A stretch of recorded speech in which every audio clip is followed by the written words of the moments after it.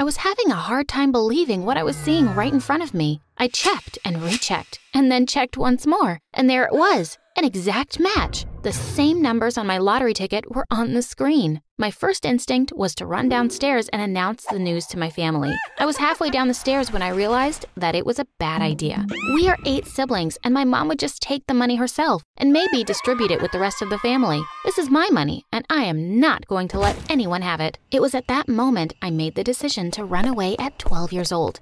Hi, my name is Lizzie, and before I tell you what happened afterward and how my entire plan backfired, make sure to like and subscribe to our channel. It all started when I saw a dream a couple of weeks ago. It was one of the most random dreams, and after waking up, I only remembered a string of numbers.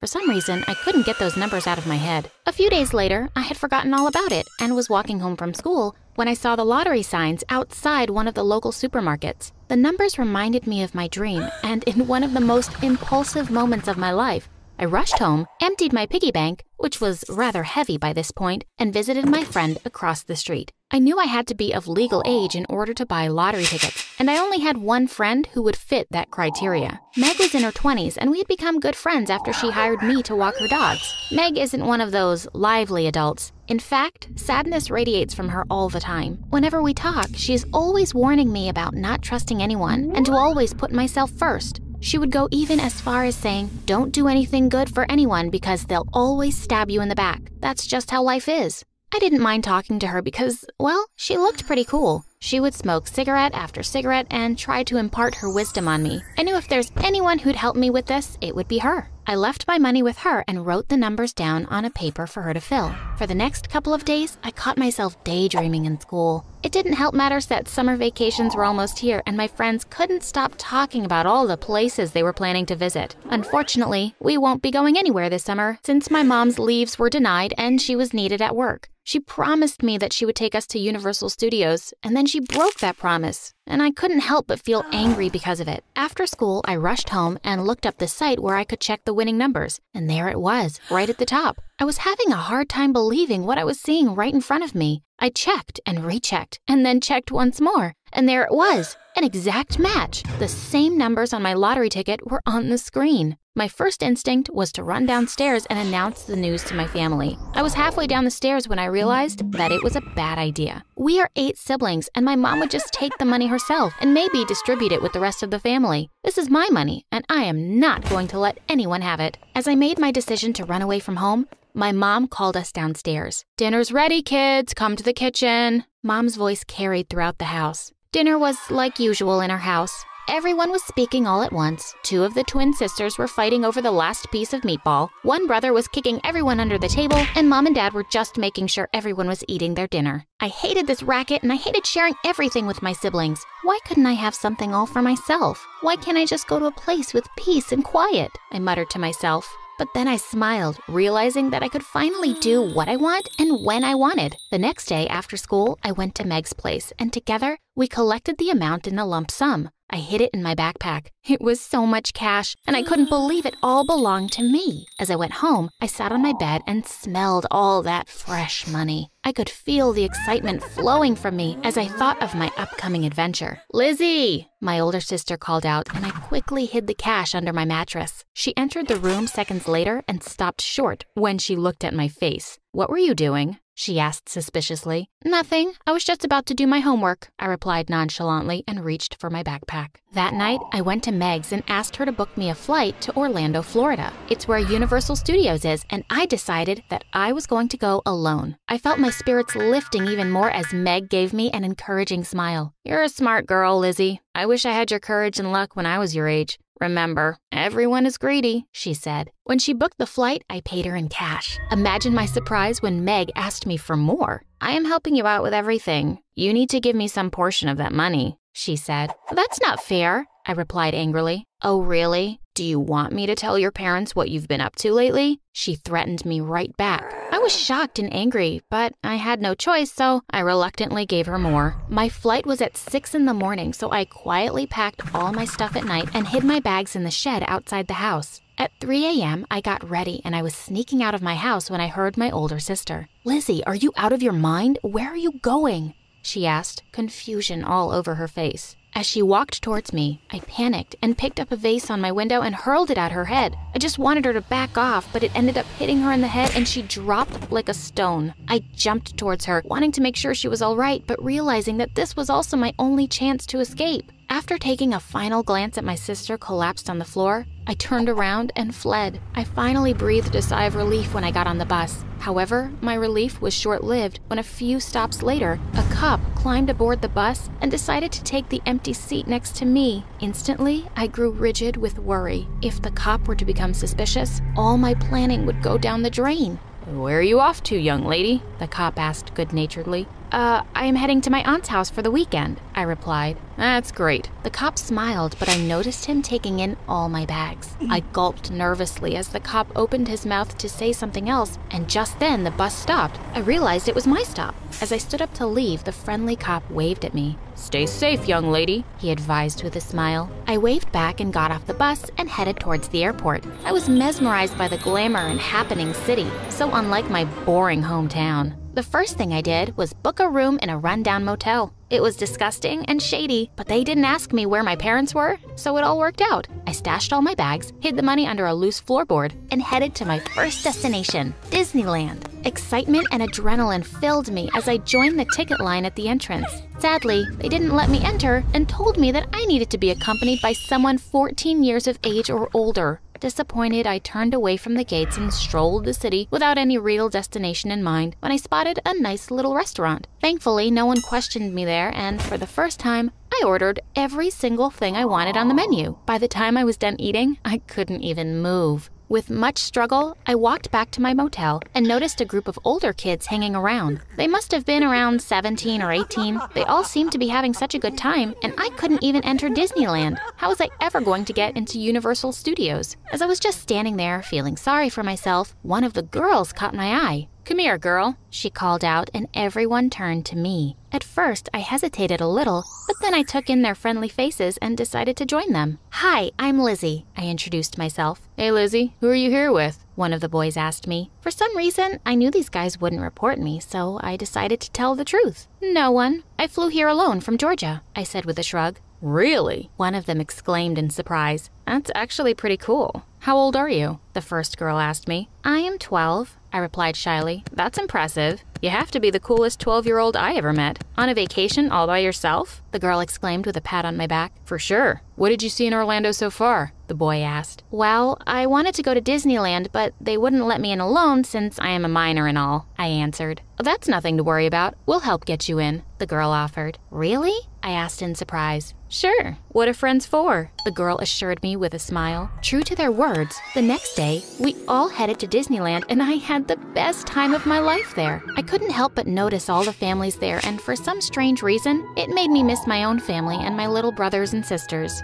They would have loved to be here. Shaking off the sadness, I decided to thank my new friends with a treat. I took them all to the same restaurant I went to yesterday. "Lizzie, you are the best. You have to come with us to this party tomorrow," one of my friends said. "I have never been to a party before," I told her honestly. "All the more reason to join us. Come on, you can't say no," she insisted, and eventually I agreed. The next day, I went to the party and drank for the first time. At another party, I tried smoking for the first time. That night, we even broke into a house, and I almost got myself arrested. It was scary and exciting all at the same time. I finally felt like a grown-up who could finally do whatever they pleased. I could buy whatever I wanted and hang around with cool friends that love to party and enjoy life. I made sure to repay my new friends whenever I could by offering to pay for things like cigarettes, cab rides, and other small expenses. By the end of the week, we were all exhausted from partying and sightseeing, so we decided to hang around at the motel. Someone had bought drinks, and one of them handed me a glass. As I was drinking and listening to everyone around me talk, I felt this strange, fuzzy feeling, like I was here, but not here. The next moment, the world around me begins to spin, then blur, and finally goes all black. When I finally gain consciousness, I find myself tied to the chair in my motel room. Instantly, I panic,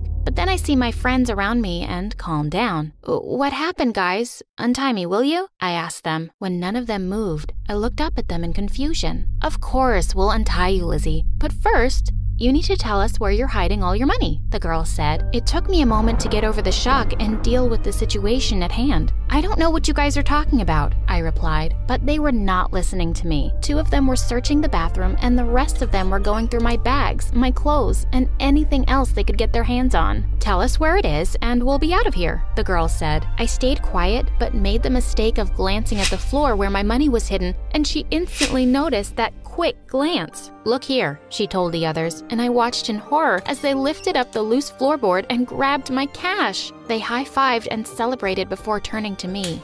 "Thanks, Lizzie. You are truly the best friend one could ask for," my fake friend said mockingly. They all laughed at their own joke and left my room as I sat crying in the chair, but not before they also gagged me. For the next few hours, I tried to untie myself, but I couldn't. I feared I was going to die here alone in this chair and my family wouldn't even know. Suddenly, I missed my mom and dad and my siblings, what I would give to be with them once again. I was exhausted and thirsty and felt like I was going to pass out again when I heard loud voices from outside. I tried to call out to them, but I doubted they could hear my muffled shouts. Then I heard the beautiful sound of someone turning in the key and the door flew open. Cops stood at the door and stared at me in shock before getting into action. "You'll be all right, kid, don't worry," said one kind female cop as she untied me. The minute my hands were free, I hugged her tightly and started crying. "How did you know I was here?" I asked. "Do you remember the cop who sat next to you on the bus? He followed you to the airport and feared for your safety, so he notified us. A few hours later, your parents reported you missing, so we started searching for you immediately," the lady cop explained. "They took all my money. The kids who were staying here at the motel," I told them hurriedly. "Can you tell us what they looked like? What kind of vehicle did they drive?" the other cop inquired. I spent the next few minutes telling them everything I could about those teenagers. The kind cop told me that she had dispatched a team and that they were looking for those kids. They helped me pack my things and drove me to the airport with strict instructions. As soon as I landed, the cop from the bus would be waiting for me. "Did you have fun at your aunt's house, young lady?" he asked with a smile, and I looked down, embarrassed. "It's all right. Now come on, your family is worried about you," he said, and motioned for me to follow him. I have to admit, I was never so happy to go back home. When we neared the house, I could see my parents on the porch waiting for me, all my brothers and sisters behind them. My mom was crying and I jumped out of the car and into her arms before the car had even stopped. "I'm so sorry, Mom. I'm so sorry," I cried and apologized at the same time. "I'm just glad you're back home safely, Lizzie. Besides, it isn't me you should be apologizing to," my mom said and stepped aside as my sister came forward. She had a bandage wrapped around her head, but she was smiling. "Oh no,"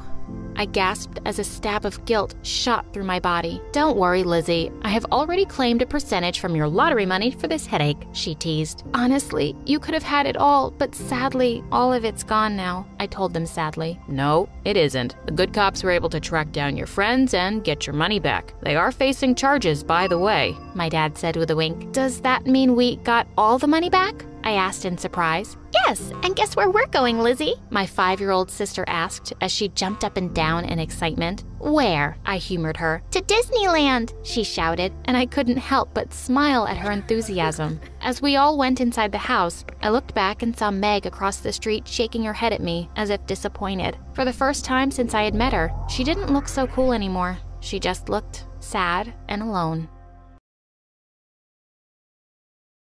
Hi, I'm Apple, and I just started working as a secretary at a big company. I was thinking about how great this job was compared to my old babysitting job.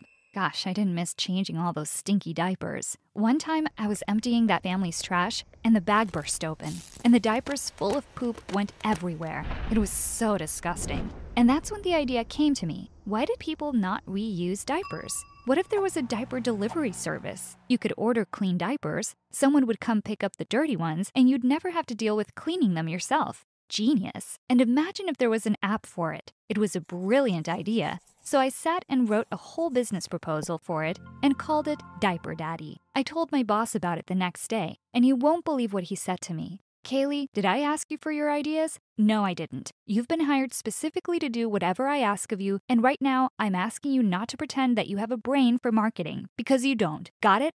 I thought he'd at least think it was a good idea. The next day, I saw the CEO and my boss having a meeting in the glass meeting room next to my desk. On the projector was my proposal. I couldn't believe it. It was my idea. He'd stolen my Diaper Daddy app idea.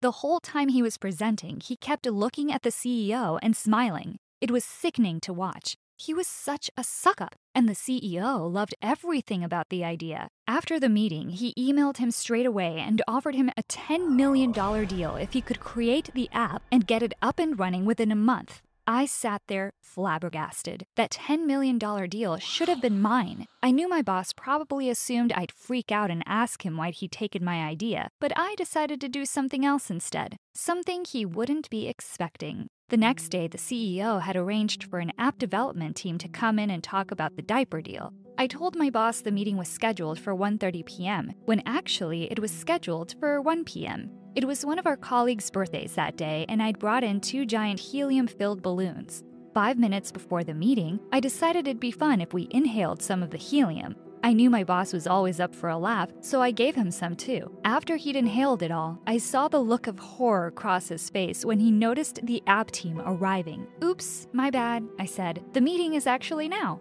In the meeting, my boss stood up to introduce his idea, and as he spoke, his voice came out all high-pitched and squeaky like Mickey Mouse. The CEO looked horrified, and the whole app team burst out laughing. Then he whispered in my ear, begging me to explain the idea, but then I said, "What idea are you talking about?" Even though my boss was embarrassed, he couldn't control his laughter, even when he tried to stop. I sat there almost peeing myself with laughter at how brilliant this was. Afterwards, my boss came marching out of the meeting room and went straight to me and screamed, "You're fired." He said he'd never been so humiliated in all his life and that I was to leave the building right now. I told my boss, "You'll regret this," and threw whatever was on my desk into a box I found on the side and headed home. First, he'd stolen my idea, and now he'd fired me? What a horrible man. I took my stuff out of the box and saw something I recognized straight away. It was my boss's phone. But what was it doing in this box? I must have put it there by accident when I swiped the desk clean.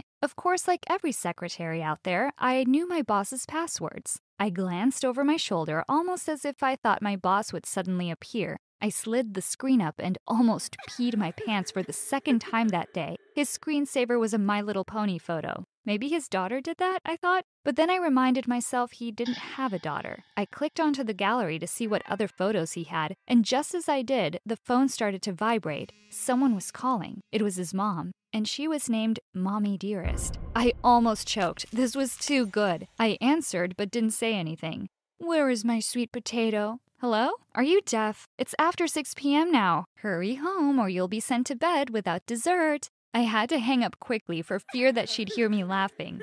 Who was my boss? All of a sudden, he felt like a complete stranger to me. I mean, he's like 50 and lives with his mom. I started flicking through his messages and started reading his conversations with his mom. "Mom, your room stinks and your bubble bath is ready. If you don't come home now, I'll tell your papa about your pony order that just arrived. Also, I told you to stop buying these damn toys. You're a big boy now." Me, "Never again, Mama, I promise." So weird. What a loser he was. And then I saw something absolutely unbelievable. In his gallery, there was a whole album of photos called Me and My Soulmate. I didn't even know he had a girlfriend. I tried to open the album, but it was locked. Damn. The next day, I woke up early and went to work. Sure, I'd been fired, but that wasn't going to stop me. I walked into the office and everyone stared in shock. "Yeah, Kaylee's back, folks. Stare all you like," I thought. My boss looked up and asked me, "What on earth do you think you're doing here?" Instead of responding, I just flashed his phone, winked at him, and took my old seat. Once everyone had calmed down, I turned to him and said, "Hey, pony boy, I'd like a latte with almond milk, please, and a blueberry muffin." And then I watched as his face turned beetroot red. This was priceless. He ignored me, so I spoke up again. "Hey, pony boy, I'm talking to you. Get me a latte now. Or would you rather I gave Mommy Dearest a call, 5 minutes later, there was a latte in my hands and a delicious blueberry muffin. Wow, is this what it felt like to be the boss? I was taking a sip when he came right up to me and whispered into my ear for me to give him the phone right now, or he'd report me. I almost spat out my latte. Report me to who exactly? I just gave him a smirk and turned back to my laptop. After an hour, I decided I needed to flex my muscles a bit more. I told him we're swapping desks, and then when he didn't react, I just started moving my stuff to his desk. He tried to object, so at the top of my voice, I said, "Sweet potato, I'm warning you." And suddenly, he started moving things off his desk at lightning speed. This was amazing. Call me boss. I told him. And then at lunchtime, I asked him to go buy me lunch. I ordered 10 pizzas, a dozen donuts, and made him go collect it all and bring it to my desk. Watching him scurry along like my little slave was such a great moment. He was my secretary now. I was officially Boss Kaylee. He tried so hard to get his phone back, even offering me the $10 million deal that was rightfully due. But I wasn't done having fun. I watched over the next few days as he started panicking about getting the app up and running. Every time he had a meeting with the CEO, I'd schedule a delivery from Amazon to be delivered to the meeting room. I could see the CEO getting annoyed, and on the 4th day of this happening, he asked him to open the package. I think he thought it would be something for the app, but when my boss pulled out a pink, sparkly My Little Pony, I literally almost died laughing. I could hear my boss mumbling something about how it was a gift for his niece. Yeah, right. By the end of the week, I was really having fun being his boss. I even made him order fresh flowers for my desk every day. Throughout the whole week, I tried every password imaginable, but I still couldn't access the locked album. And then I realized it was tied to his Google account, and I could just click Forgot Password and be asked a security question. Of course, the question would be, what is your favorite character? So I asked him, so which pony is the best pony in your opinion? And then he just told me. I could barely contain my excitement. Princess Twilight Sparkle. I typed it in, changed his password, and then I was in. I couldn't believe my eyes. There were hundreds of photoshopped photos. All of them were of my boss and our CEO. In one photo, they were riding atop of My Little Pony, flying through rainbows and clouds. And then there were photos of them at the beach and on a mountain, all with My Little Ponies, and all photoshopped, of course. Oh my gosh, I was stunned. So my boss was in love with our CEO? No way. I didn't even realize how much I was laughing. But my boss asked me what was so funny, and then he realized, and he lunged for his phone. But I quickly pulled it away. I know your secret, I said, grinning. Literally within the blink of an eye, he'd packed up all his stuff and left. He didn't look embarrassed as he left the office. He actually looked hurt, and I swear I saw him crying as he walked out. This whole time, I'd wanted to be the boss, and yet now, I suddenly felt bad. I used his phone to track down his address and then jumped in a taxi. In the taxi, I started reading some of the messages between him and the CEO, and it was clear they liked each other. When I got to his house, his mom let me in, and I found him curled up on his bed crying like a little kid. Wow, he was really upset about all of this. When he saw me, he told me to go away, but I went over to him, and when I sat down, he started crying even more, saying for years he's been in love with the CEO, but what's the point? It's not like he would ever love him back.